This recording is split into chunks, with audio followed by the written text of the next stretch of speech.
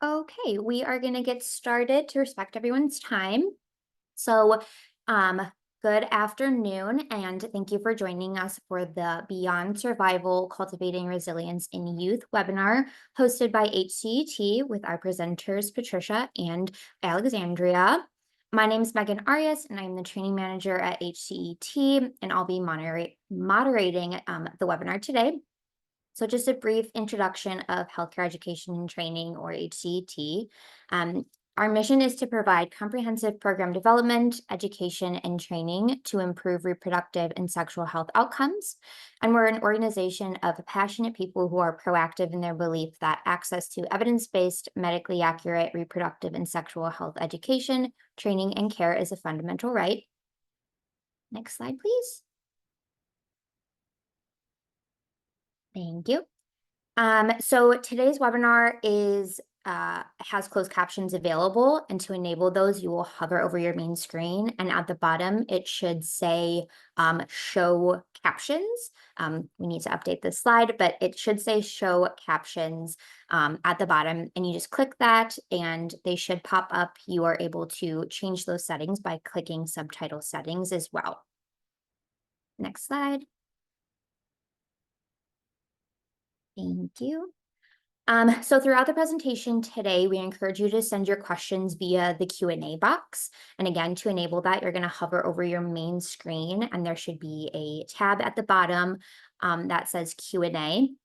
You click that open and a box should appear, and you can send a question during any time throughout the presentation. We encourage you to send them via Q&A.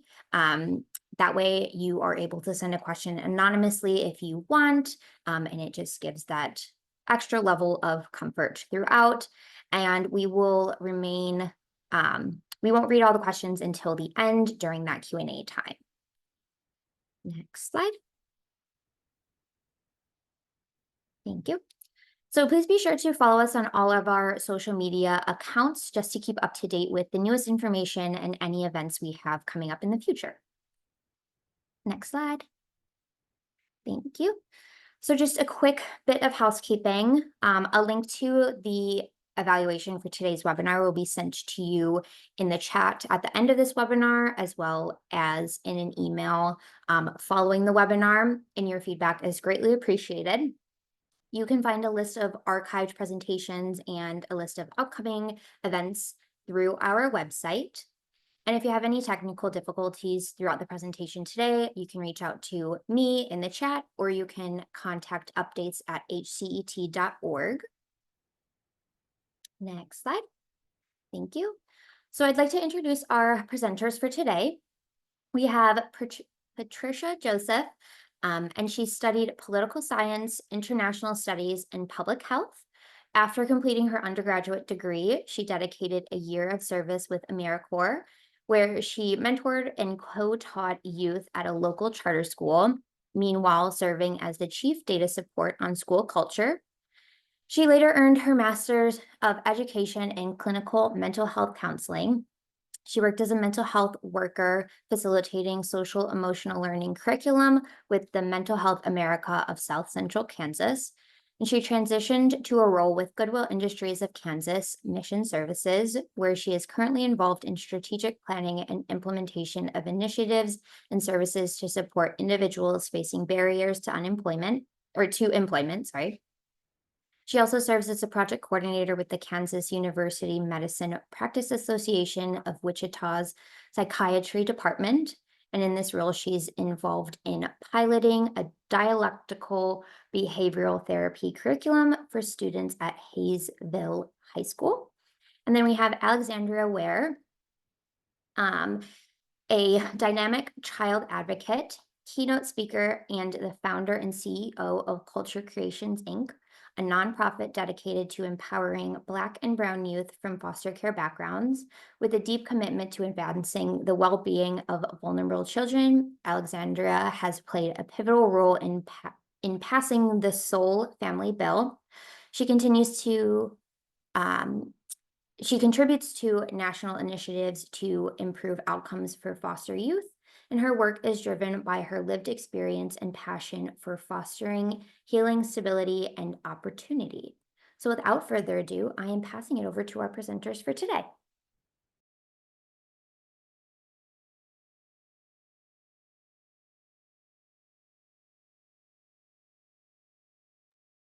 Good afternoon, everyone. We're so happy to have you here.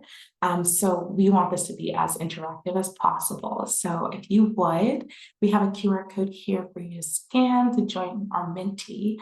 And the link is also in the chat. So we would just love to have your name, your role, and then just one myth about mental health. You can either put that in the chat or you can join our Minty. And we'll do that here for just a couple minutes before we get started.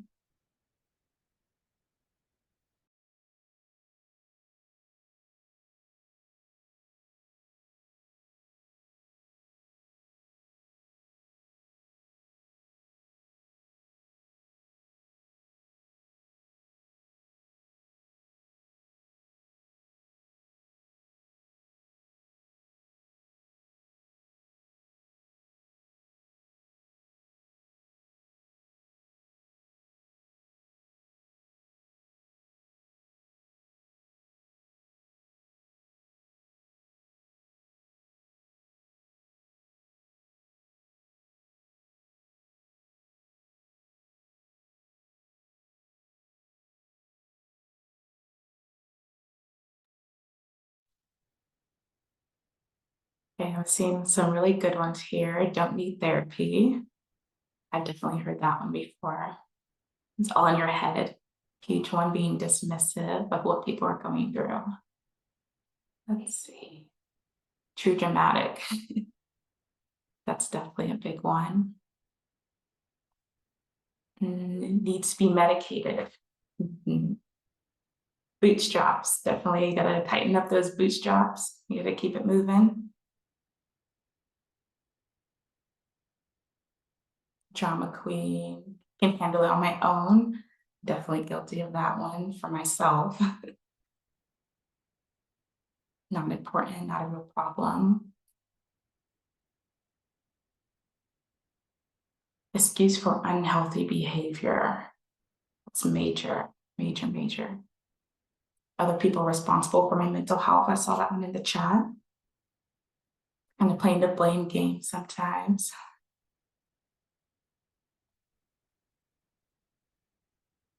Trivial. Again, diminishing what other people are going through. Yeah, these are awesome ones, guys. Thank you.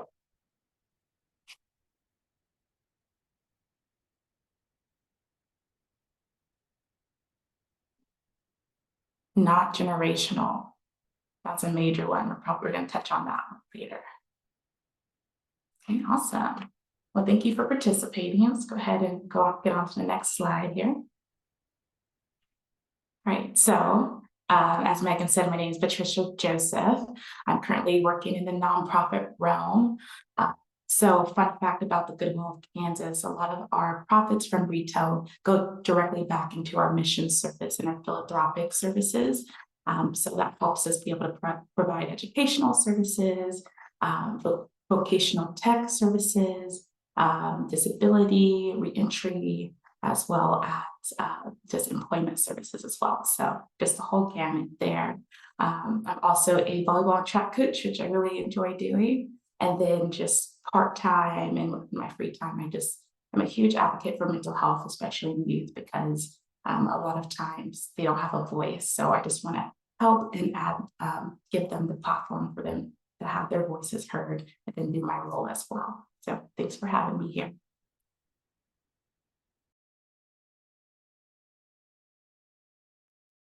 Hello, I'm Alexandria Ware. So as you guys have heard, I have lived experience. I do keynote speeches. I am a youth advocate. I am also the owner of Voices Beyond Justice. And so that is a consulting and speaking engagement firm.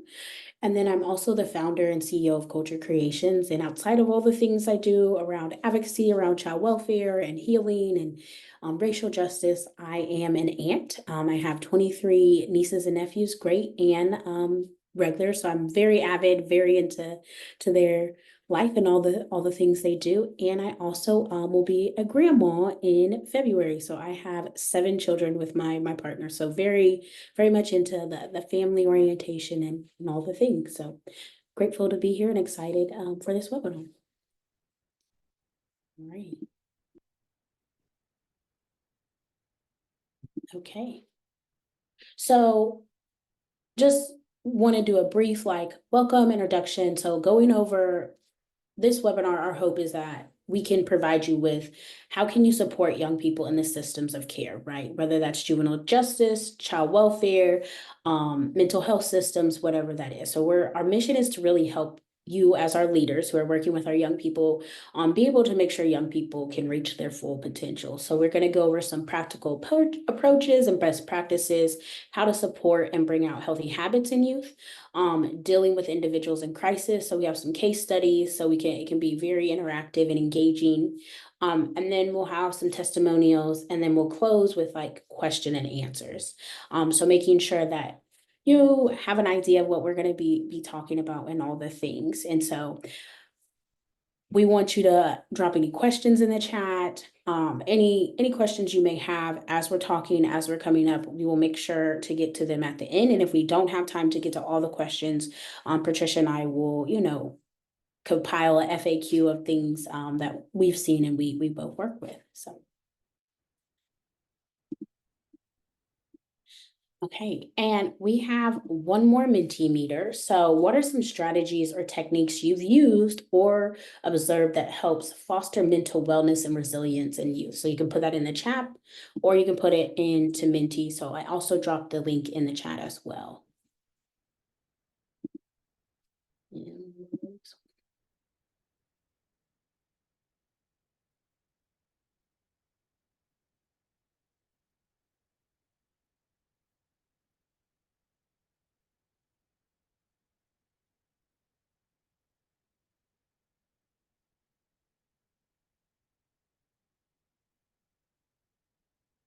Validation, yes, that is a huge one. Everyone loves to feel validated. Young people, adults, everybody. Active listening, yes.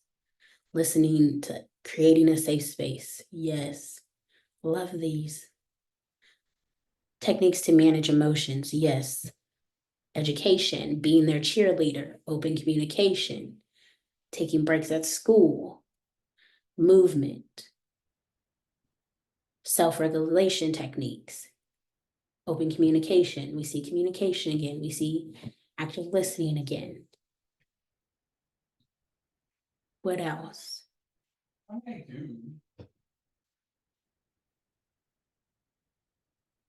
What are some other things that you've seen, used, observed, learned from other trainings?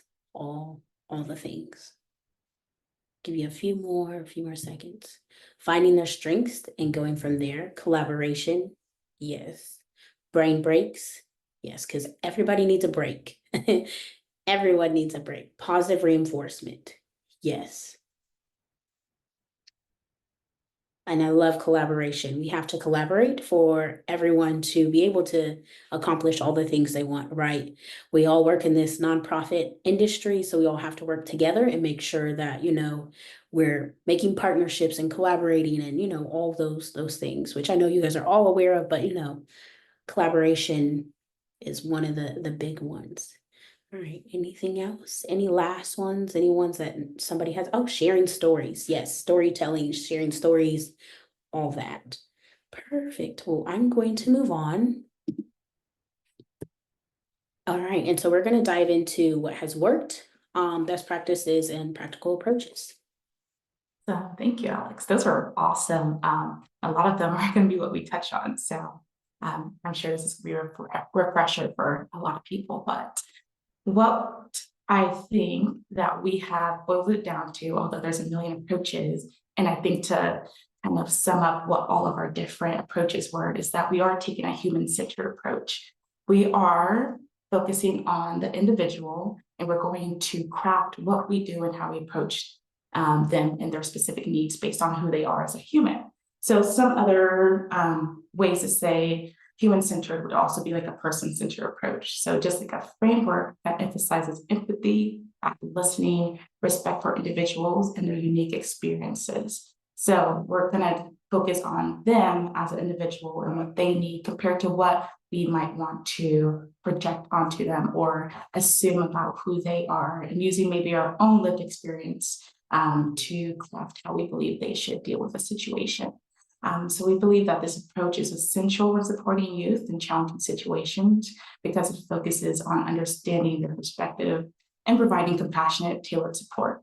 So I love a good acronym. So if we move on to the next slide, we have an acronym to help you all remember human-centered, called human, so that's simple. But when in doubt, we're going to human it out. I know it's a little corny, but we're going to hear them out. So we're going to listen actively and non-judgmentally.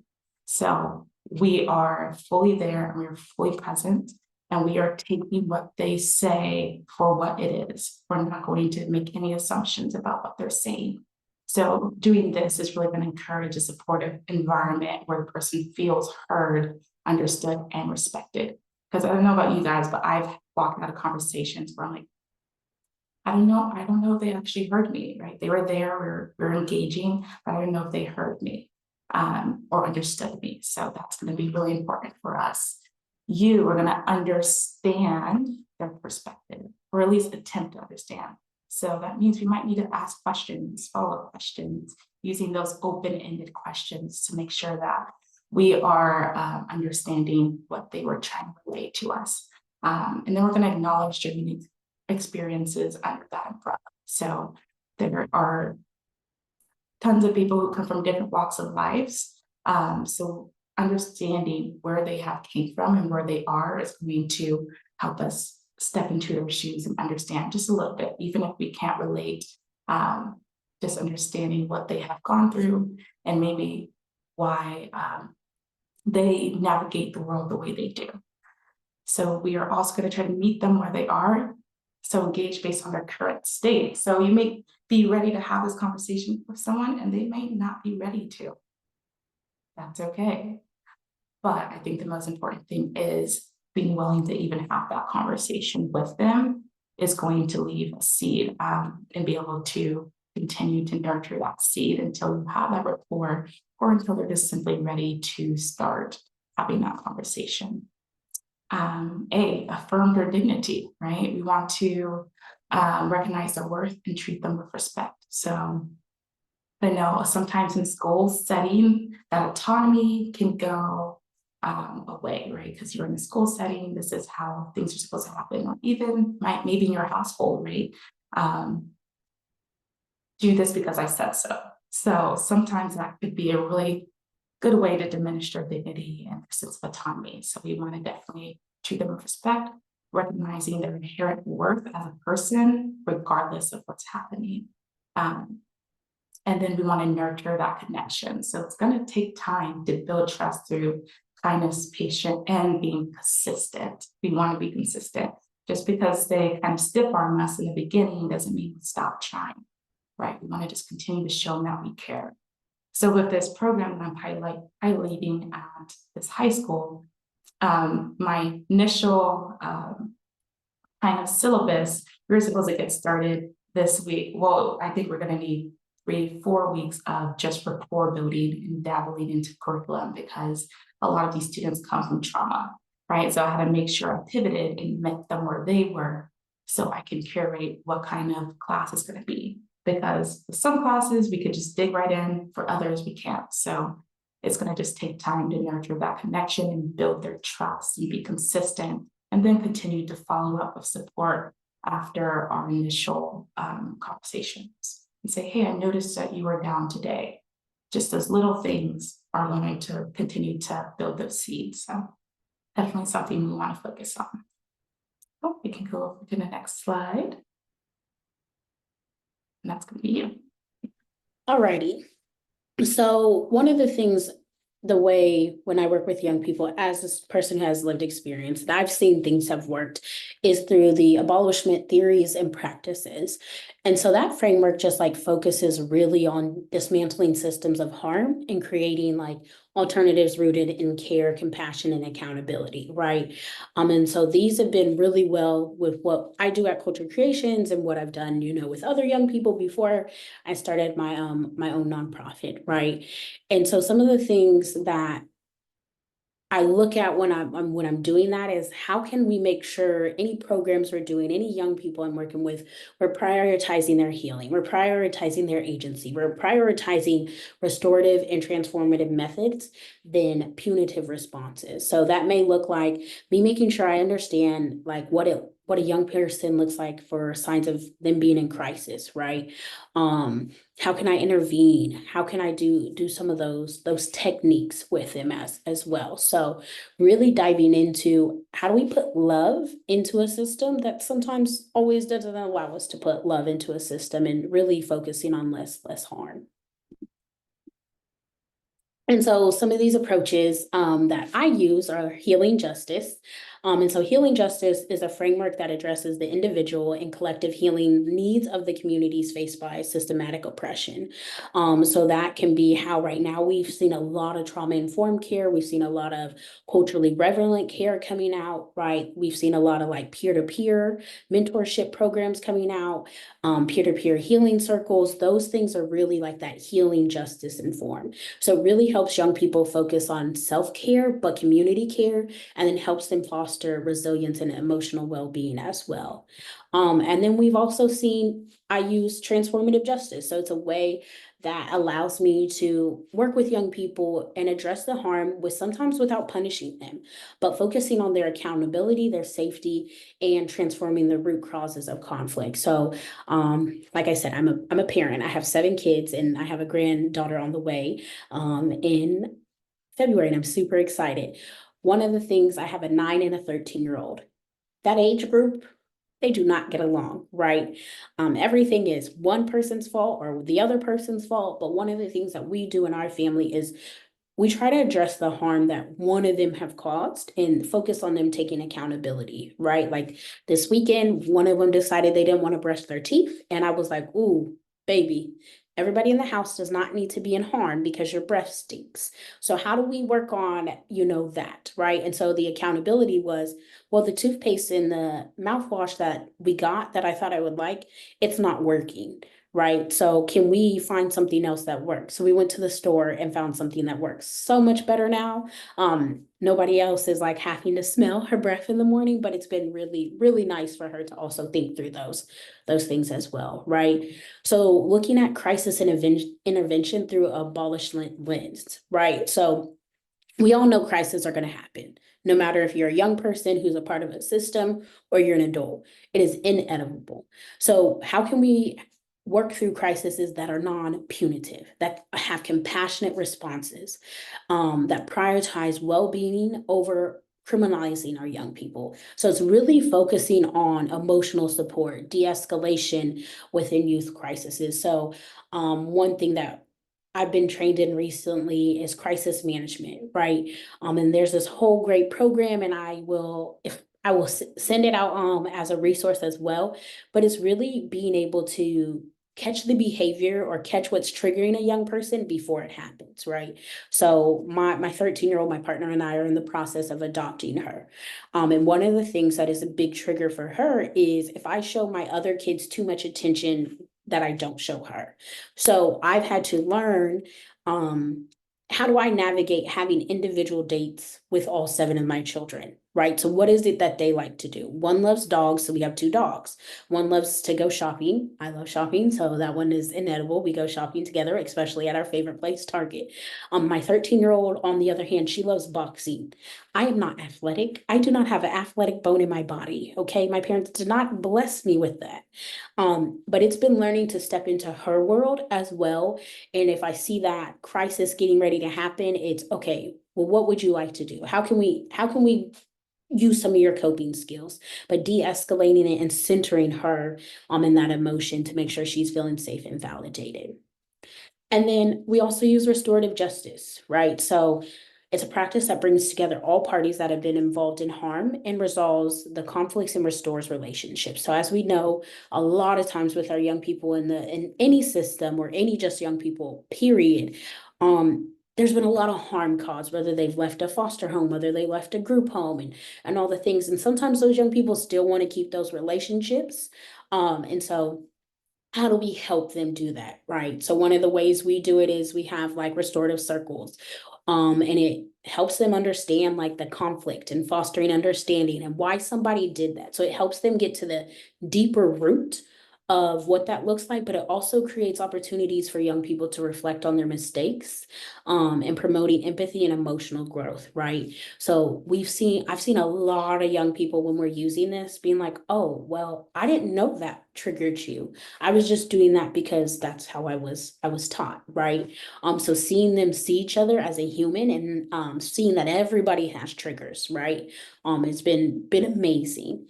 And then, as I mentioned earlier, peer-to-peer mentorship, right? That is something that we are seeing that is coming out a lot. So whether that's a mentor who's been through the foster care system or the juvenile justice system who has been a part of a mental health system, seeing those and providing relatability, guidance, making sure they have a sense of belonging, trust, and mutual accountability has been phenomenal for young people. And then the last one is just like mindfulness and stress management. So thinking through deep breathing, meditation, having fidgets, right? Kids love fidgets, right? Yoga, all those things, breath work. Those really help when young people are going through a lot. And so sometimes with myself, my partner, my children, I know he says that I like to therapize when I'm at home, but I will ask them to stop and take a deep breath. And we will keep breathing until you've calmed down. So then you can explain to me what you need. Because I can't help you if you're going 18 miles a minute and I'm trying to figure out what happened. So helping them as well, in different approaches. So yeah, and I'll turn it back over. Okay, so we're going to touch on bringing out healthy habits and supporting mental wellness. So we're going to encourage healthy habits and addressing problems areas using DBT skills. So that was a little bit of what we touched on before. DBT stands for dialectical behavioral therapy. So it offers a set of skills that promote emotional regulation, mindfulness, and interpersonal effectiveness. So within this realm, researchers have found these 4 problems, or these 4 areas for youth are troublesome. So that's going to be emotional regulation, distress tolerance, interpersonal effectiveness, and mindfulness. So I've touched on this in one of our classes, and I asked the students to write out where they think their peers struggle in themselves. And they had an array of problems that they brought to the table. And then whenever I showed them this, we were able to categorize each one of those issues that they brought up into these categories. So at first they were like, oh no, emotional regulation, we don't have problems with that. And then after talking through, like, okay, maybe we do a little bit. And I told them just very honestly, like, adults struggle with this too. Like, I still have a hard time being mindful sometimes or dealing with distress, and that is okay. I'm learning, you're learning, so we'll do this together. And being very vulnerable and open with youth that way, saying I am not perfect, goes a long way. So we'll touch on the emotional dysregulation, and that is that teens and youth will experience overwhelming emotions that feel difficult to control. And a lot of this leads to anxiety, anger, and depression, right? You have this boiling pot and you don't know where to put it. What do you do with that? So what the skill we would want to increase in that is the emotional regulations. So helping them identify those emotions, which sometimes is really hard. So then we want to take one step further. Okay, as Alex said, what are those triggers that produce those emotions? Some are very blatant and obvious. Some, might take some digging. Like, oh, I really didn't know that, kind of grinding my gears when that happens. But taking that mindfulness will help them kind of achieve and finding out what those triggers are. So for some of the youth that work, we did a trigger diary. Anytime they felt like they got triggered, they would write it down. So eventually we're able to kind of pin down, like, okay, every time you skip lunch, you freak out on someone later. Okay, let's make sure we're not skipping lunch. So just things like that, which, they started eating lunch and a lot of those behaviors started to diminish. We also want to just promote those healthy habits like getting enough sleep, eating, and just making sure that a lot of those come down to the core of what they're doing to diminish the possibility that some of those behaviors happen later. So with the distress tolerance, it's like when things do happen, how do you cope with it? Do you distract yourself? Do you do positive coping skills like self-soothing, or do you practice radical acceptance, which is something that we talk about a lot? It's like you cannot control everything. And sometimes you just have to accept what has happened, but you do have control over how you react, which I'm sure you guys have all heard of those. So how do we make sure that we do those things? So in a classroom setting, that is having conversations with them. Like, what do you need when you're feeling triggered? Do you need to go get a drink of water? Do you need to step away for a second? But we can't just be very blind to the fact, like if you are a teacher or you're in a household, sometimes you don't have the ability to stop everything you're doing and focus on one student. So how can we work together, that collaboration aspect? How can we work together to make sure you're getting what you need? So with the distress tolerance, there's another fun acronym, which we can make sure we get out to you, is STOP. So you're going to stop. You're going to take a break. You're going to observe the situation and your feelings. And then P, proceed mindfully, making this decision based on logic rather than your emotion. So that's going to be our STOP skill then. For interpersonal conflict, that's going to be with peer-to-peer, peer pressure, misunderstanding, resolving conflict between family, friends, and authority figures. So that's going to look like, how do you react with others? I had one student say, okay, I can set boundaries with others, like strangers, people who aren't close to me, but I can't with family and friends. So we had to just dive into that, and we had to figure out other ways to set those boundaries because she just was not sure why that was it. Well, it just came down to, you care about how those people feel, okay? But you still need to care about yourself as well. So how can we work together to make sure that, you're not getting taken advantage of and you're not experiencing this resentment that sounds like you're building against your friends and family because you don't have the skills yet to build those boundaries. So another acronym here for interpersonal skills is going to be Dear Man. So D, you're going to describe the situation. E, express feelings and needs clearly. A, assert your request confidently. R, reinforce the benefits of meeting your request. M, you're going to be mindful. You're going to stay focused on your goal. A is that you're going to appear confident even if you don't feel it. Sometimes you have to fake it till you make it. And then N, you're going to negotiate when necessary and be open to compromise. So that's taking it from being a black and white situation to putting them in the gray sometimes and being able to negotiate to be able to achieve those goals there. And then with mindfulness, which goes overall, we have so many distractions today in society, phones, computers, and all the devices and social media, that sometimes it is hard to just be mindful. So how can we incorporate mindfulness in our day-to-day so we can just make more mindful decisions? All right, next slide, please. All right, so building a strong mental wellness foundation. So this is for our youth and it's for us, right? Because on days where I'm not taking care of myself, I'm less likely to walk the talk, right? The best way to help produce healthy habits is to demonstrate healthy habits for our youth. So self-care has to be a priority for us. Community and peer support, right? Like being in community and positive relationships is going to be so pivotal. And sometimes it's identifying what is a positive relationship and helping them do that. Turning some of those DBT skills into habits. So eventually practicing them long enough that every single time that I am feeling escalated, this is what I do. For me, it's to go drink some water and just be alone for a little bit. For others, it might be different. So meeting them where they're at and really crafting that to their own needs and their own wants. Learning how to thrive in stress and adversity.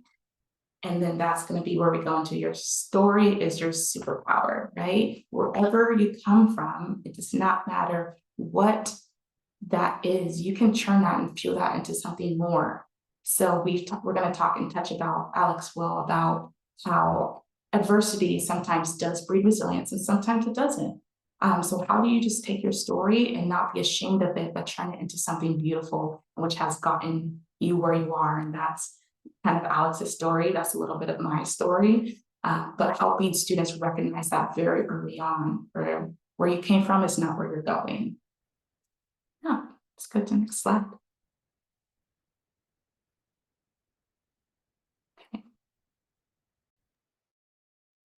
Righty. So I know we talked a little bit about building foundations with DBT.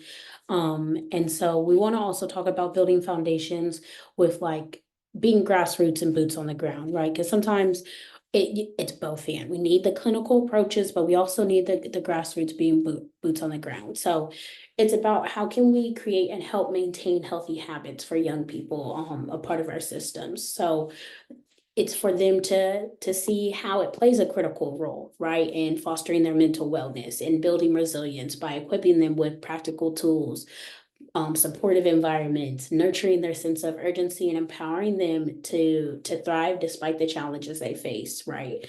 So as you heard, I grew up in foster care, right? So I was blessed to have people who helped me build that foundation so I can thrive, right? So I can when life be lifing, because we all know life be lifing, right?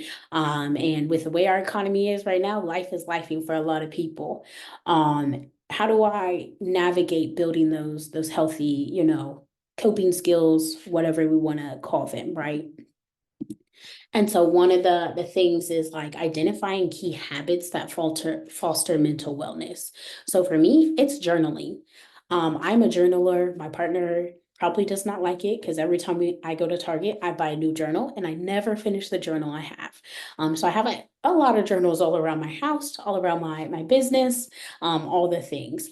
But it's also looking at what do those habits look like, right? So constantly focusing on and being consistent on self-care. Self-care is not just what you do when you're burnt out. It's something you do every single day. For me, self-care is my phone goes on do not disturb every day at 7 p.m. You will not get a hold of me after 7 p.m.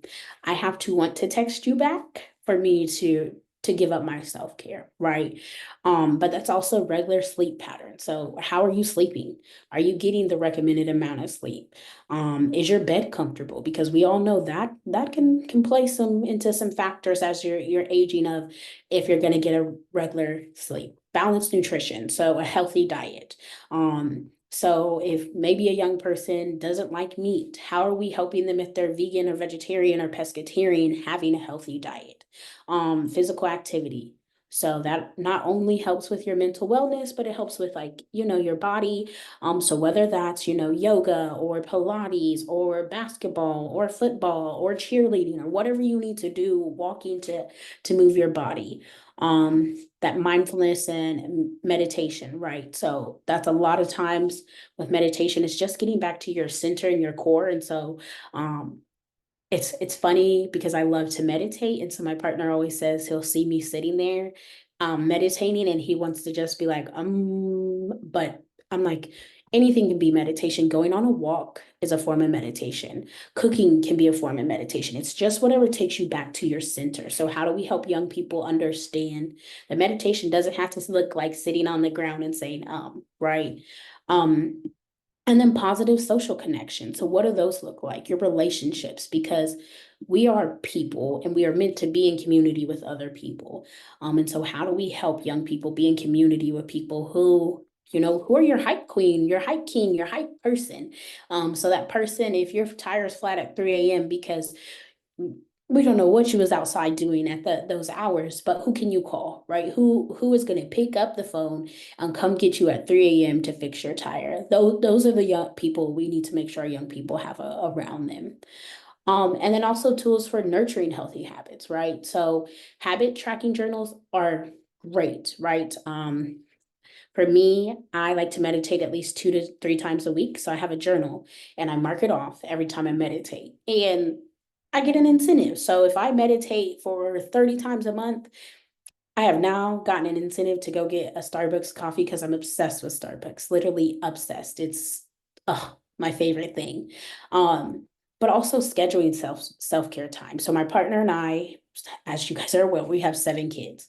We both have scheduled days where we have the house to ourselves on the weekend. So one of us takes all 7 kids and hangs out with all 7 kids while the other person gets the house to themselves. So that looks like whatever you want it to. So for my partner, that's very much, he likes to turn the TV on extremely loud and watch whatever show he wants to watch, and there's no one there to interrupt him. He gets to eat all the snacks.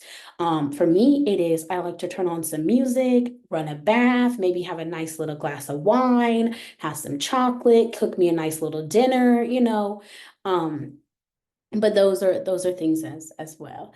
And then also goal setting, right? So helping young people set goal to stay focused, to stay motivated. So, one of the young people I mentor and I work with right now, I got to hang out with her yesterday, and her goal is she wants to become a auto mechanic, right?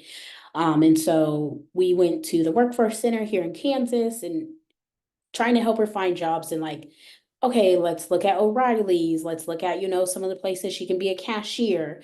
Then after that, we went to WSU Tech because they have an amazing program where she can use her tuition waiver to go into the automotive program, right? And so we've been setting her goals, but we're doing them little by little, right? So tapping into, okay, how do we break down this goal? You want to be an auto mechanic? Okay, these are the steps that you need. These are the skills you need to do this. So really helping her build that habit of, okay, I can work towards this large goal, but I have to do it one step at a time. Because sometimes if we try and work towards a large goal, everything just feels like too much, right? Again, I will not preach the role of community or peer support because it is important. And so whether that's peer-led activities, group exercises, studying, mentoring, any of that. One of the group homes I work with here in Wichita, they do yoga together every Sunday. And I think it is the greatest thing because when we first started, they did not want to do yoga. And they were like, Miss Alexandria, I don't want my butt in the air. And I was like, don't worry, we're all going to have our butts in the air and doing yoga. And now they do it every Sunday at their group home together. And that came from us just showing them a technique of mindfulness. And now they do it as a whole group. It is like built in, it is a Sunday thing. So now they have Sunday dinner and they have Sunday yoga. And they love it. Supportive mentorship. So whether that's people in the community, whether that's other young people, all the things, right? So making sure they have mentors at their disposal. Family and caregiver involvement. So making sure, if family can be involved and it's safe for parents to be involved, siblings, cousins, aunts, uncles, tias, grandparents, that they're involved with those young people, right? Because a lot of times we don't know what we don't know, and families really want to be involved with their kids and they want to know how to help, right? But we also have to make sure, being a part of working in a system or adjacent to a system, that if they're in foster care, or we're keeping them safe. And then create environments that are support thriving, right? So, I mean, you guys said it earlier about practices you've seen, creating safe spaces, positive reinforcement, being their cheerleader, right? So these are things you know, and so how do we continue to do that? But also building resilience, so such as team sports, problem solving, leadership opportunities, helping them develop coping mechanisms and a sense of personal urgency. Outside of like all my roles, I also help out with this program called Wichita Urban Professionals, and we train some youth who were like, they're in college, and one of the things we did escape room. And we talked about escape room in the form of communication, right? So we did this activity, but we tied back to like, okay, you guys couldn't get out of that room without communicating, right? You had to work together. But that built resilience, even though my team came in second.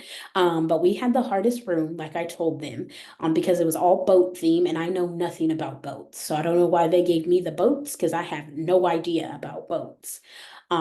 But really working through those things, but also making sure like when they have moments where it's tough, right? Because life is tough for all of us. So life is tough for young people, right? Making sure when they're going through periods of stress and adversity and crisis that we're there, right? And sometimes my niece posted something yesterday that was like, don't push away the person who will sit with you while you're going through a crisis. And sometimes it's just showing up and sitting there with them while they're going through a crisis, whether that's they need to cry and you cry with them, or they cry on your shoulder, right? I'm very religious, so this morning there was a song that played while I was waking up by Kirk Franklin called Lean on Me, right? And so it just talks about like being there when you have a moment, like and I think that's really big for us to think about as well, is making sure young people have people who, no matter what, they're going to be there. When life is hard, someone's there, right? And all the things. And I know I touched on this earlier, but we cannot not not teach our young people about self-care and boundaries, right? Boundaries are extremely important, especially when young people are going through crisis. They're going through a lot of what our young people go through in any of these systems of care. And boundaries is key. And a lot of times for people who don't come from places of boundaries is hard to implement, right? So making sure and reinforcing that, like, it's okay to have boundaries. It's okay that you want to practice self-care, and your form of self-care and your form of boundaries is, I don't want to be involved in the drama. I don't want to talk about nobody, and I don't want nobody to talk about me. So thinking through those things as well. And this is just a quote, because a lot of times we just hear about how you're so strong, you're so resilient, and all the things, but we don't also teach young people that resilience is not just about surviving the adversity, but learning how to thrive despite it, right? So going through the woods, going through being sad, having those days where you don't want to get out of bed, you don't want to do any of those things. And you just don't want to people today. We've all had those days where we don't want to people and we don't want to be human. So helping our young people learn to thrive through it.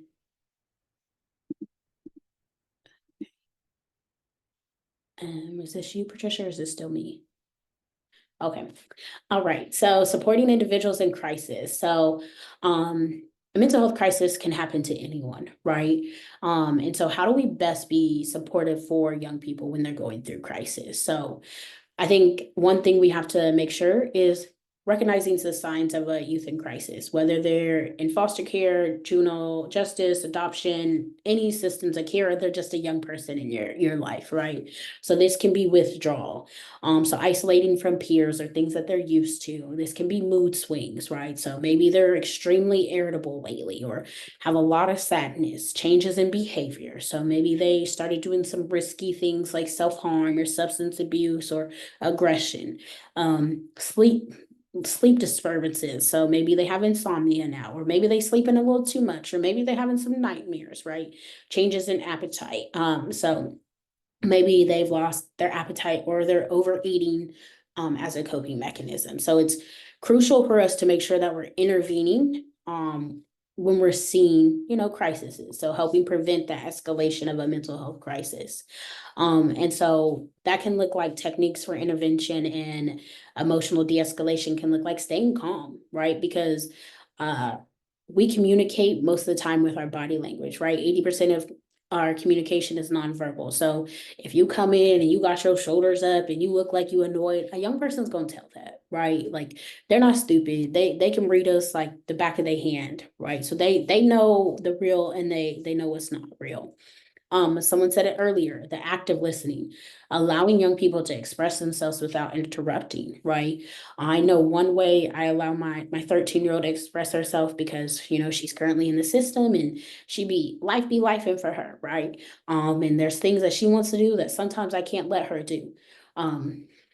We have a boxing punch bag, I think that's what they called. I should know because she's in boxing and supposed to be that supportive parent who understands all the boxing things, but I don't. That's my partner.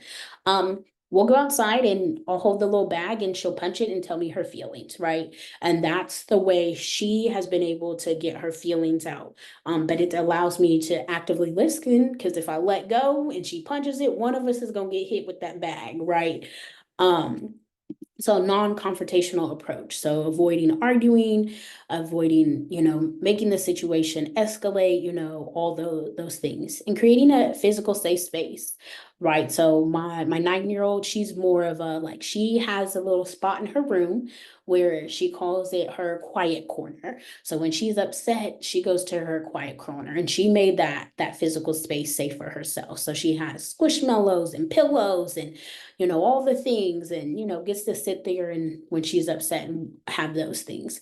And then grounding techniques, like I told you guys earlier, right? When someone's upset in our house, we try as much as possible to have them deep breathe, right? So then that way you can be present and connect before, releasing all the things. But also it's supportive communication, that active listening, that validation, that empathy, right? So listening to understand, also not judging young people, or because that is huge, right? Sometimes in this culture we have, we can be very judgmental just by the way we were raised and, society, right? But avoiding judging, right? And then empathy, um just letting them know that you're there for them. And that sounds tough, and how can you provide emotional support, and, all the things, and all these approaches that we've been talking about, and build and establish trust, reduce stress, offer emotional relief to young people in crisis and in stress. So thinking through a lot of those things as well.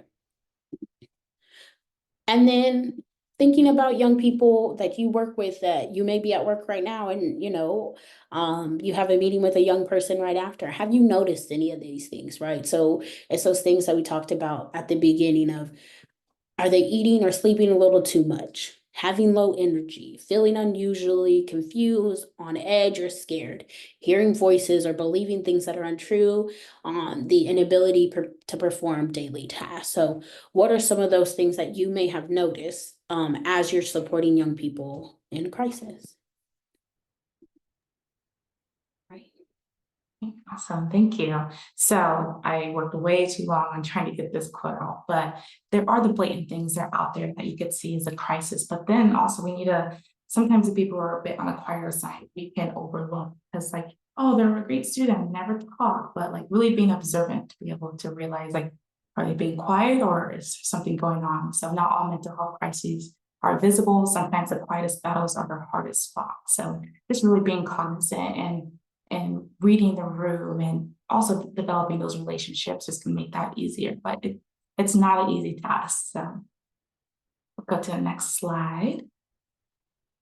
Okay, so we want to make sure we have some time for this. We're going to do our breakout rooms. There are some crisis scenarios here. I think we're going to give you about 3 minutes because we're running a little bit behind on time. So just kind of look at these and decide what you would do in this situation using any of our skills that we've talked about, any of the skills you have in your back pocket, and then we'll come back and talk about them briefly before we close. So for scenario one, so breakout room one, we had it to where we had a crying and hopelessness in class. So some of the techniques that we went over for this was de-escalation techniques.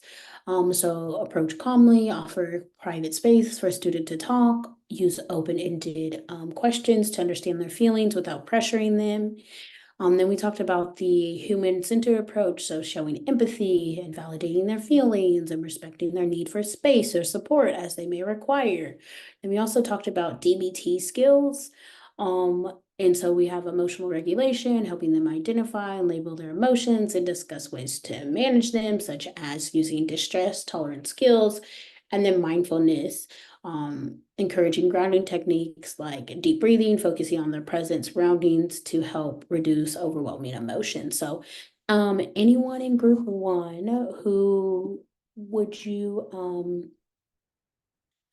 what, sorry, what other things did you come up with? My words got twisted, besides what I had listed off.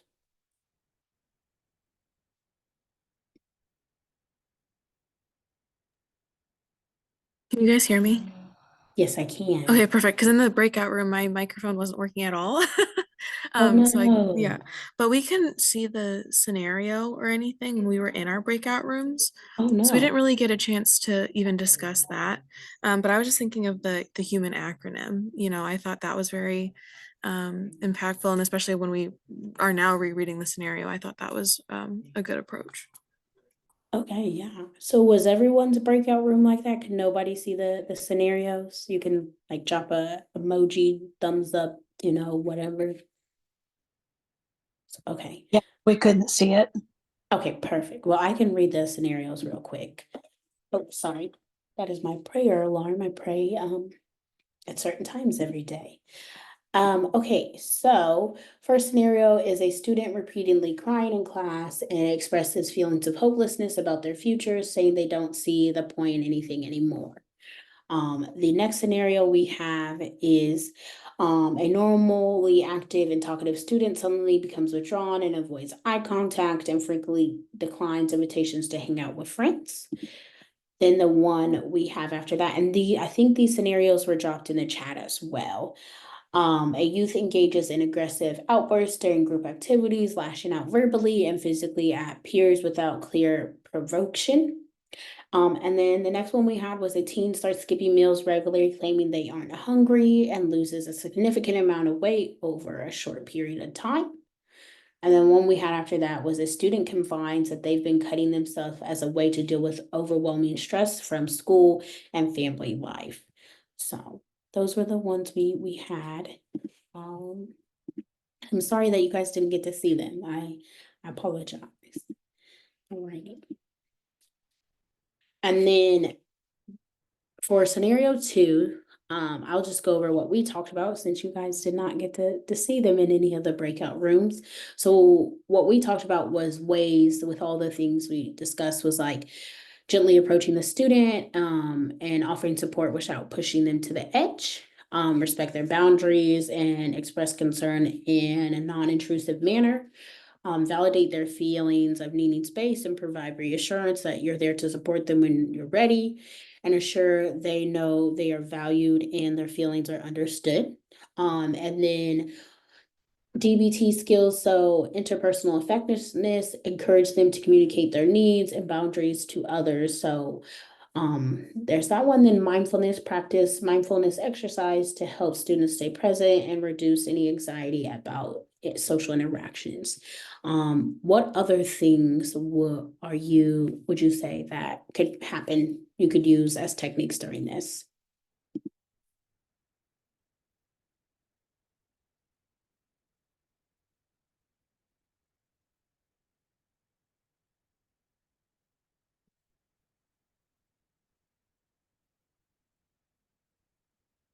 And then so scenario 3, aggressive outbursts. So we had maintain a calm and non-threatening demeanor, use a soft, steady voice to communicate, provide clear and simple instructions for the student to de-escalate and separate if needed.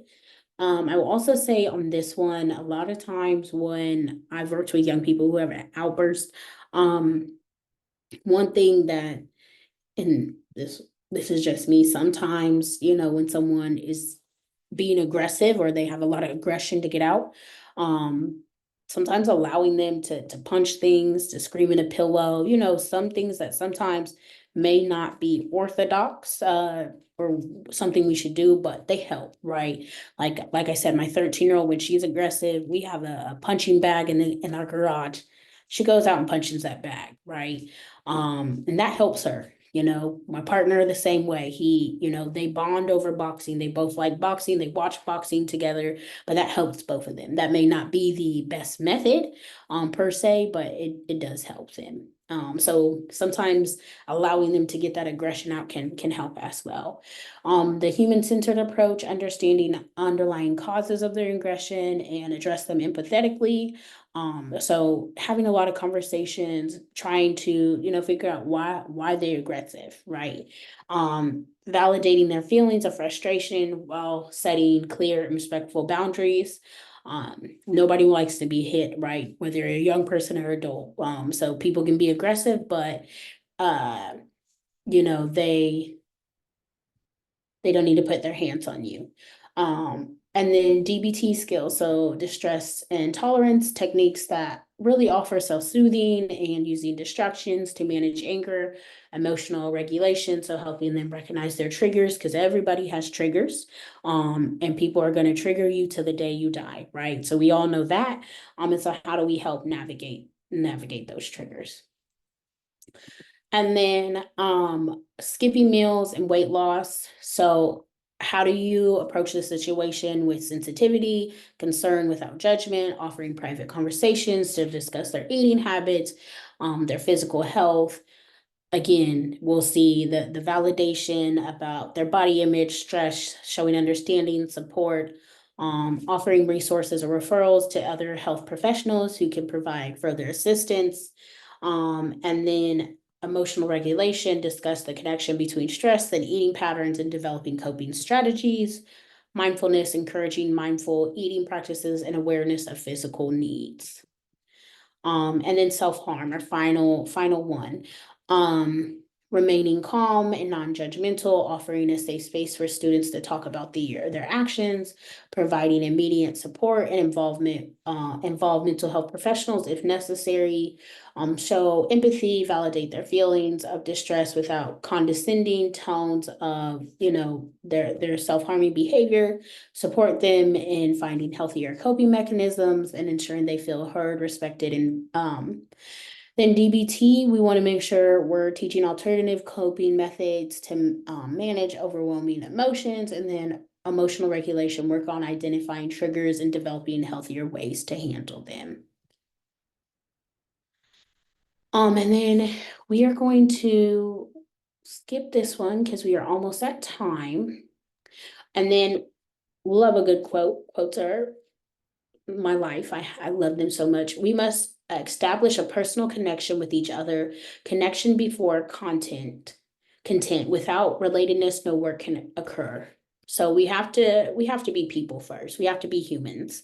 We have to see people as people. We have to see people as humans and not just a client, not just a number, not just a file, not just the behaviors or the actions they've done, but we have to see them as an individual for us to be able to really work. I mean, a lot of times you'll hear people who have lived experience or young people say that it was never the services that they received, but it was the people. Right. So I remember my high school counselor, for her encouraging me to go to K-State, to go to college, right? Still talk to her to this day. She's still a high school counselor helping people apply to school and all that. And when she has kids in foster care, she asked me to come in and talk to them, right?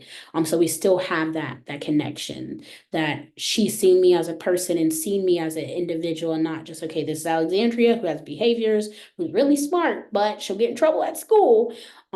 But see me as a person who can accomplish a lot. So just want to take some time and say thank you. We appreciate you guys joining.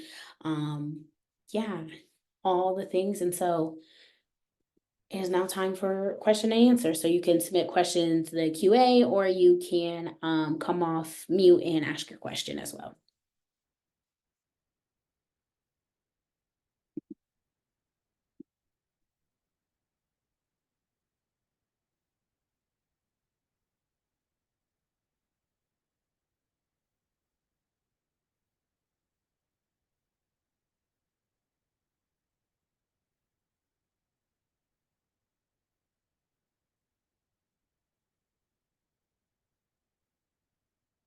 Alrighty.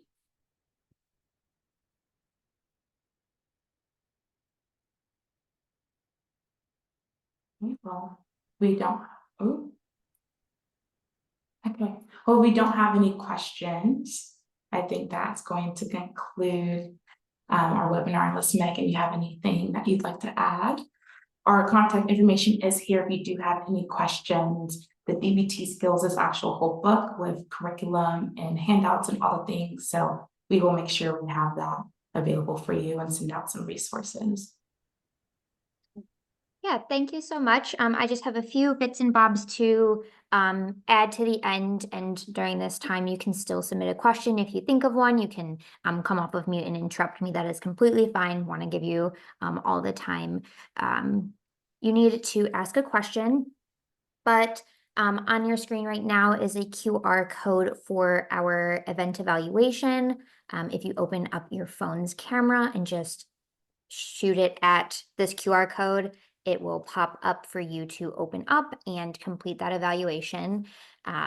Here at HCT, we appreciate your feedback. It really guides our future events to make sure that we are meeting the needs of those who are attending and making sure that all of the knowledge that you all want, you are being given. So please complete that. And